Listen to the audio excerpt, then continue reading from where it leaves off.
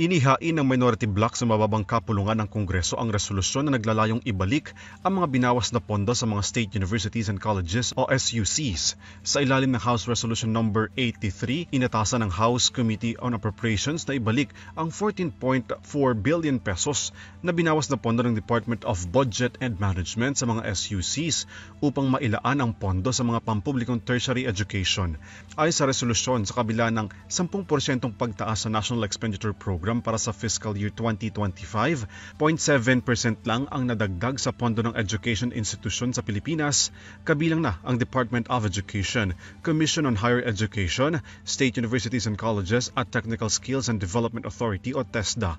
Ayon kay Kabataan Party List Representative Raul Manuel na siyang may akda ng resolusyon, may sapat daw na pondo ang pamahalaan pero hindi napunta sa edukasyon na siyang itinakdang prioridad ng konstitusyon. Layo ng dalawang resolutions na ito na taasan ang overall na budget sa edukasyon at dapat din ay may reverse ang mga budget cuts sa ating mga state universities and colleges. Maliban sa pagbabalik ng cuts sa pondo ng mga SUCs, layon din ang resolusyon na mapataas ng 6% ang pondo sa edukasyon mula sa gross domestic product. Katumbas daw nito ang 1.53 trillion pesos na base sa batayan ng United Nations Educational, Scientific and Cultural Organization o UNESCO. Sa bisa nito, madadagdagan ng 615.4 billion pesos ang pondo para sa edukasyon upang makapagpatayo ng mga karagdagang classrooms at makapagtalaga ng mga karagdagang school personnel tungo sa mas mataas na kalidad ng edukasyon. Git ni Manuel, sa pamamagitan daw nito may iwasan ng korupsyon at magamit ang pondo para sa umano'y militarisasyon na agenda ng pamahalaan.